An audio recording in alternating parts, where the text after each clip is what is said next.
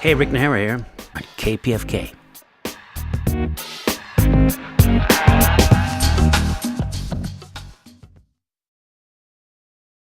Antonio Jaramillo, breakthrough performance as Miguel Cepeda opposite Jennifer Lopez captivated audiences in their first season of the hit NBC series Shades of Blue. Jaramillo's role as Miguel Cepeda, Harley's Jennifer Lopez's estranged lover, was a fan favorite, and its performance in the season finale surprised and shocked everyone, creating a Twitter frenzy. Jaramillo was born on August 24th, 1974 in Tijuana, Mexico. To humble beginnings, he spent most of his childhood in an orphanage. In his early teens, he moved to San Diego to stay with relatives. He attended middle school and high school. He studied in college, attempted college, but admits he was never a good student. Instead, he started working at various jobs without any direction of what he wanted to do with his life. But his mid-20s, Jaramillo came across the writings of Anton Chekhov, later Arthur Miller, Tennessee Williams, and fell in love with his work. The instant he was introduced to theater, his life shifted, and he discovered a passion that would become his life calling. He immediately dove into the deep ocean of theatrical stage work and emerged as a professional actor that today has Hollywood buzzing with comparisons to a younger, sexier Benicio del Toro. He has done great. He was in Veronica Mars, Charmed, Days of Our Lives, Meet the Browns, Gang Related, TNT's hit drama Dallas, Devious Maids, Shades of Blue. Other notable television credits includes Rosewood, CSI Cyber, Arrested Development, The Mentalist, CSI Crime Scene, Investigation, Burn Notice, Outlaw, CSI Miami. How many CSIs have you done? This is amazing. He was in La Línea, The Line, working with Isai Morales, Danny Trejo, Andy Garcia, Ray Liotta. His film breakout performance came in 2012 when he co-starred in Oliver Stone's violent crime thriller, Savages, alongside Benicio del Toro, Salma Hayek, and Demian Bichir. He also delivered impressive work in the video game Red Dead Redemption, which my kids play to this day. He's a friend, he's a great actor, he's truly a great person, and he's one of, I consider, a thought maker, a Latino thought maker. But as Latino thought makers, we are America. Ladies and gentlemen, Antonio Jaramillo. How was that introduction? Was that okay? That was very good. That was quite lengthy. I didn't know I had done all those things. Yeah, it's funny, but like every Mexican in the world, you work 1,000 jobs. Yes, yes. There's others. Yes, plenty others that were not filmed. No, yeah, exactly. I was scrubbing floors and dishes. Doing and work. yeah. But you grew up in Tijuana, which is interesting to me because I grew up in San Diego. And what's the best neighborhood in Tijuana? I would say Playas. Yes, Playas. Well, but I didn't live in Playas. No, when I grew up there, the joke always was, "What's the best neighborhood in Tijuana?" San Diego. So, so that was always the big joke. That's fun. But I grew up on the border like you did. One of my good friends, Marco Antonio Regil, who's is Tijuana as well, and I call him my cousin from the other side. I think borders should be something that should not separate us, but be something we share. And I share that border with you. And today having you on the show is so great. But you grew up in that orphanage. Can you tell me a little bit of that experience? Well, yes, I did. My mom was young and had 3 children and wasn't able to take care of us 3. So she kept my sister with her. But me and my brother had to go to an orphanage in Tecate, up in the mountains of Tecate, outside of the city. A huge place that I haven't been back, but I remember how big it was and how many children were there. There were a lot of children, like more than 200, 250, I don't know. Yeah. It was all boys, so there was a lot of fighting. Oh, yes. Really? Yeah. A lot of bullying. But, we didn't see it as bullying. Now it's a big issue because they've taken it so far. Yeah. Back then it was just a way of life, You just get into a fight with your compadre, and then, then later you hug and you're friends again, That's great. Yeah. I worked with Corazón de Vida, helping there, Maestro Cares, different groups that do work with orphans. It's surprising because in Mexico we're such a family-oriented culture, and now I've been down to Mexico many times, and I'm seeing orphans that are being delivered because of the drug problem, and mothers, and also violence and things like that. Your father, was he abusive? I know very little of him. I met him 4 years ago. So I know that they had a troubled relationship, a troubled marriage, my mom and my dad. I think he had maybe a drinking issue and maybe he was violent, and my mom wasn't going to take it, so she decided to separate, and then she found herself in a very difficult situation as a young mother with 3 kids, and it was out of necessity. I have no resentment or anger towards my mom, because now that I'm a father myself, I know how difficult it is to raise children, and even more so in Mexico and other countries when you don't get the assistance that you get here. Here, you get a lot of help from the government. They give you food. There's assistance that they give you here. Over there, they don't. You may have medical if you're sick, but other than that, they're not going to give you food. You have to get your own food. So it's much more difficult. And as you said, nowadays with all the violence and the drug... Problems are both sides of the border, really. Yes. So there's a lot of children that lose their parents because of that. The violence related to the drug world, which is quite a huge thing. Well, it's a huge problem, but it's also a problem shared by both sides, because I think if America, we didn't have this desire for drugs, and all the social reasons of why that is. The problem affects both sides. It's a humanitarian issue, but it's a medical issue.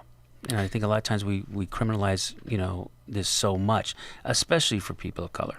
The crack epidemic, and yet right now I'm seeing with the politics that we're treating the opiate epidemic differently. Like, it's a medical problem, it's an issue, all that stuff. But when it was a crack problem and it was a minority problem, it was something we need to solve criminally. Yeah, put in that system. It was a crime. Yeah, no, drugs are a big problem in this country, and the consumption is mainly here. I mean, they come from Mexico, they do, but the consumption is here. I mean, I don't know the statistics, but the numbers are pretty high. Yeah, drugs in Mexico are not consumed for I mean, they're just put together so they can send it over here. But it's a problem for both countries. I mean, well, one of the worst things that happened is that when drug lords started coming up with crystal meth, it was affordable, easy, and cheap, and they sold it in Mexico, and that caused a whole epidemic that we had never gone through before. I keep my alarm going at times during the show. Yeah, no, I figure you were going to wake up pretty soon. Yeah. Sometimes you're a good-looking man. I have to tell you, people. I always joke around. Antonio Jaramillo, he's what we call in the Latino world a galán, a good-looking man. But what I love most about this man is his heart. And we met. We were with Luis Guzman. We were up north talking. And we were giving an award or a speech or whatever we do, and you never once mentioned you were an orphan, and you were never in an orphanage. And that's one thing I was admired about you, actually, that to you that was your past that you had to deal with. I'm sure but who you are in the present, who you are in the future, I want to talk about. But we don't go anywhere unless we remember our past and bring it up, and that must have been hard. It is, and it's a reality, and it is my past, and I'm very conscious of it. But yes, I don't go around telling people, "Hey, listen, can I get a cheeseburger?" And by the way, I was in an orphanage. Yeah. No. If you had one tear going down your eye and you said that, you might get a free cheeseburger. Yes, I may get like extra cheese for free. So no, I don't go around saying it, But I know that it's important to share it, because there are other children. There might be other people right now listening to this who found themselves in the same situation or similar situation when you grow up in a difficult childhood and you don't see a future. You don't see where to go. And if someone can see me as a role model of some kind, that's a wonderful thing, because life is difficult as it is. Even if you're not from an orphanage, life is it's difficult. It can be very difficult, especially for our communities. They don't have access to the same resources as other communities. And they may not know about those same resources. That's one of the problems. And I think the way the community in the greater media, they portrayed Latinos for so long in such a bad way. And I like to say the Latinos are the solution, we're not the problem. And you're one of those guys, the solutions. I mean, you're really changing what's going on in Hollywood right now. You're working constantly, which is in itself a miracle. I mean, did you ever think this is where you'd be in your life? No. Absolutely not. I didn't even watch TV when I was a kid. I didn't even have a TV. I think I just bought one 2 weeks ago, and I have this VCR that I can't figure out how to connect. They're very difficult. And then I went to try to get movies. There's no VCR movies anymore. Anyways, my electronics are all outdated. I am gonna if this show becomes as successful as I hope it will be, I will buy you a DVD player.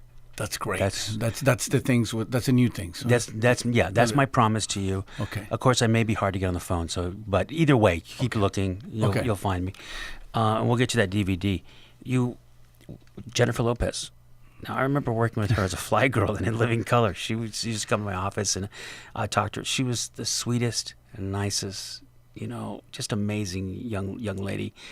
And I was like an older brother. And she would come in and talk, and we'd go. I remember one day I wrote her a scene, like a monologue, and they told me, no, Jennifer dances and you just write, you don't act, and there's this whole thing. And later on that monologue went on to Broadway. It came out of Latino logs, and we put it in there.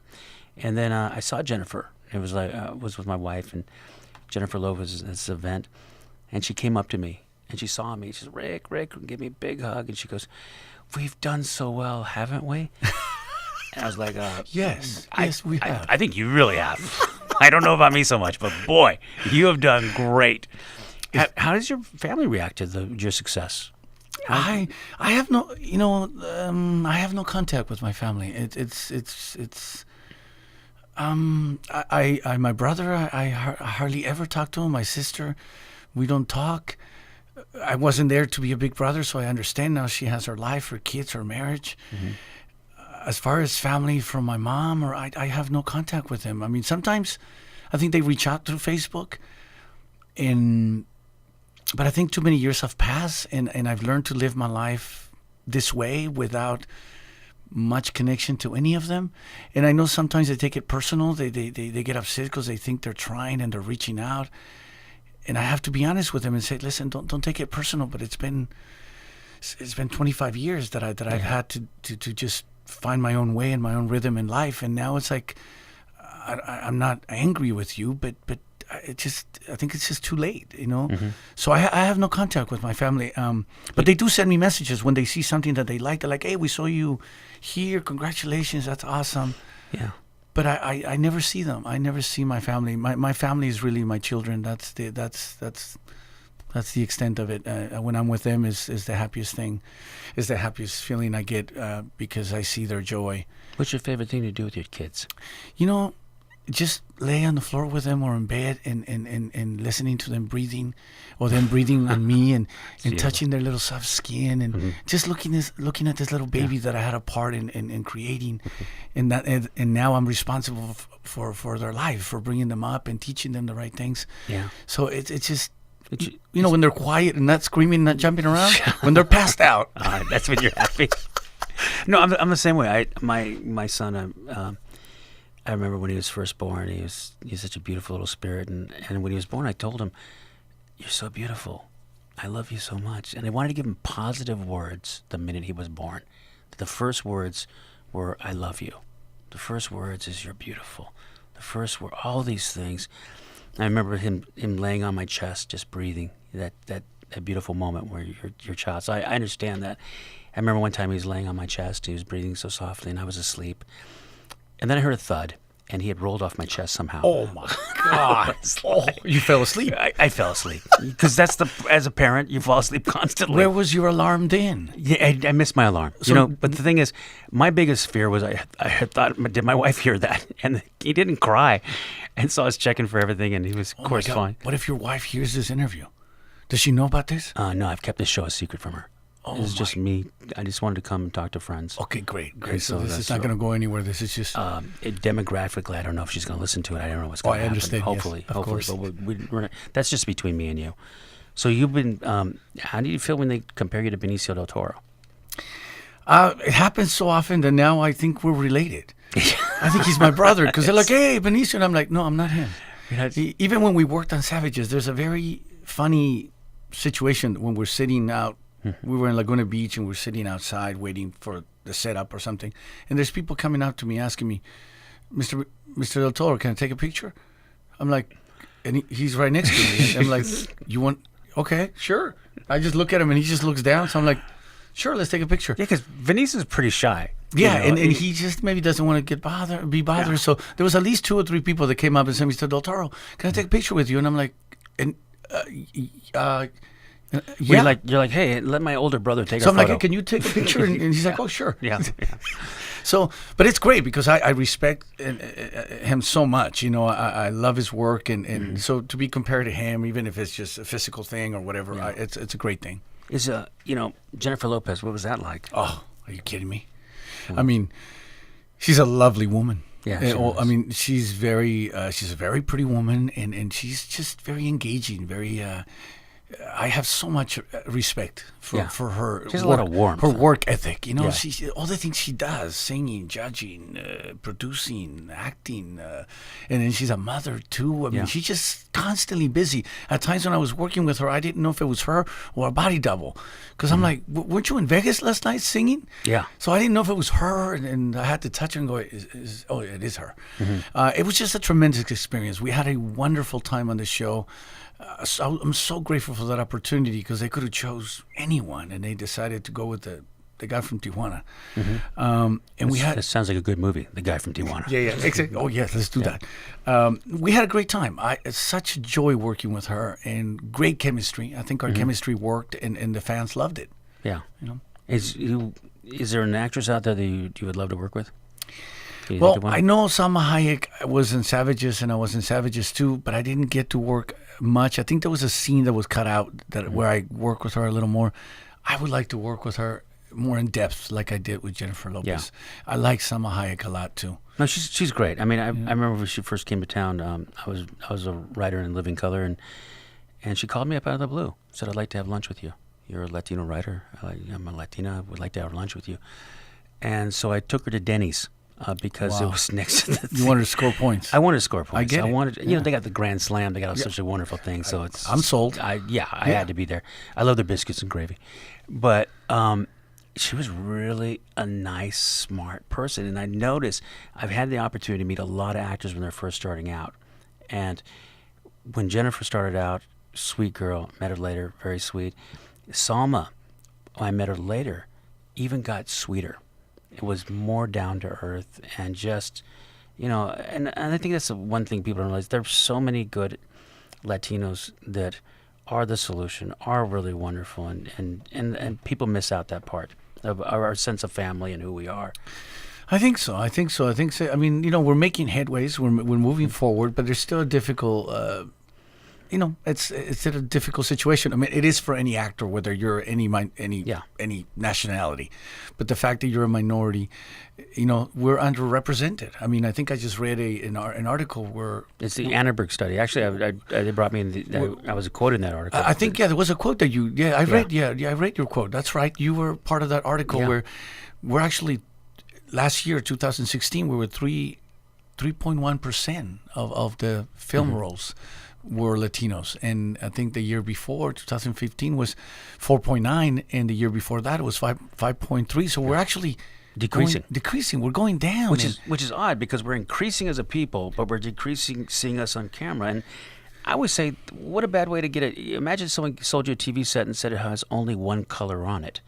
You know, you're not going to buy the TV set, and I think people miss out on our experience and our stories and in our world because we're all better together than apart, and our lives are richer. I mean, you grew up in Tijuana, and you know, you're coming out of Tijuana. You had to learn lessons. You had to learn stories. Yeah. And I mean, that can be, and growing up in an orphanage, and I don't mean to, you know, play a violin and feel bad for you or anything like that, because that's not who you are. Just take me to Dennis. I'll take you to Denny's. Grand Slam. Grand Slam. Both that biscuits and gravy. So, if Denny's is listening, I better get a free biscuits and gravy. But what you are is something I think all immigrants are who come to this country. Is you're our hope. You're hopeful. You're the ones that are willing to cross barriers and come here. We have a fighting nature within ourselves. I mean, for generations and generations, immigrants are willing to cross, you know, rivers, mountains, borders for a better life, to support their families, to send money to their loved ones in whatever country that, they are from. But immigrants are interesting people. They're fighters, and We need that. I mean, it's funny. I took my son to an orphanage in Mexico, in Baja, and I told him he started soccer. He's a little soccer player, and I said, "You're going to play soccer with Mexican orphans." So he got it there. Of course, he got his nice soccer shoes and all that other things. These kids practically had nothing, and I watched them he came off exhausted, tired. He's like, "These guys can really play." Wow. And I said, it's that, what we need sometimes, that other perspective. I was in Chihuahua, Mexico, and I saw a little Taramura Indian boy, and he's playing with a soccer ball made out of wood that he had carved himself, and he was just kicking around. Made of wood? Happy, just kicking a little ball around. It was a wood ball. My God. And I came home and I saw my kid with a PlayStation. I'm like, "Look, you need a PlayStation? This kid's got a wooden ball." Yeah. And I'm always constantly turning to him because, I mean to sound like an old dad going, "When I was a kid, we didn't have iPhones and things like that." But you have to look back and appreciate where you're from and what you've done. And I mean, I applaud you. I applaud you with your spirit and the way you are, the way I'm always seeing you with a smile in your face, and really appreciative of your life, and you celebrate it. I only cry in private. Oh, yes. So when I leave the house, I'm already smiling. But there's something very interesting that Anton Chekhov said. In order to move forward, we have to atone with our past. Yeah. And we have, and we have to be aware of it. We have to be aware of it. And I think it's right. We need to tell our kids, "Hey, listen, this is how it was before, or this is how other kids live," so they have a different perspective. Because awareness is I think is key, to be aware of what's happening. And I mean, as an actor, I get to explore that every day, to explore human behavior and what makes us angry, what makes us happy, what annoys us, what aspirations we have, what fears we have. It's just wonderful. The psychology of human behavior it's my job, and that's why I love my job. I didn't know that it would be my job. I never thought I would be an actor ever. Mm-hmm. It was my introduction to the literature of Anton Chekhov, where I read his words and I go, wow, what is this? And then Tennessee Williams, Arthur Miller. And so it took the attention off myself onto something else on the page, which was make-believe. It wasn't real. But to me, it was like, oh, wow, people go through these things. Well, look at what you're saying. You're talking about Arthur Miller. You're talking to Anton Chekhov. You're talking about a Russian writer. You're talking about an American writer. What an artist does, artists don't know borders. We don't believe in them. We look for bridges. We look for those things. You grew up on the other side of the border from me. And you're like a brother, and what we do as Latinos, we're a bigger family. And in that family, we join America, and we're part of another culture and another world. And together, we're making that world better. And I know you have to go because you're working more than any Hollywood actor that I know, and you're constantly working. You constantly are doing some TV stuff. Yes. And I just want to say that you're one of our thought makers. You're one of the guys that are part of the solution. And Antonio Jaramillo, I thank you for being on the show. You're great. What's your next project? Well, we just did the pilot of Mayans MC, which is the spin-off of Sons of Anarchy. Yeah, with Emilio Rivera, correct? Yes, with Emilio Rivera and Edward James Olmos. Yes, my kid's godfather. Yes, of course. the godfather. We're going to reshoot a couple other things that we need to do for the network, and then we'll get back to work soon. I'm also doing an episode of a show on Fox next week. I don't know if I can say the name, but it's a show on Fox. So just keep it tuned to Fox, and you'll see me. And watch it. Thank you, Rick, for your time, and thank you to your listeners. I admire what you do. Thank you. Through humor, you teach us. Because your humor is very. To be a good comedian, you have to be very intelligent. And I can tell from your jokes that you are very intelligent, man, because it's an observation that you make with your jokes that it makes us laugh, but at the same time it makes us look at ourselves and go, yeah, that's right. Thank you. True. Thank you. So thank you. I had a great time here with you, and hopefully I'll come back and we can talk some more. And I got to have you back, and thank you, Antonio Jaramillo. You're one of our thought makers, and thought makers, we are America. Thank you. Yes. Yeah. Wow. Chekhov, huh?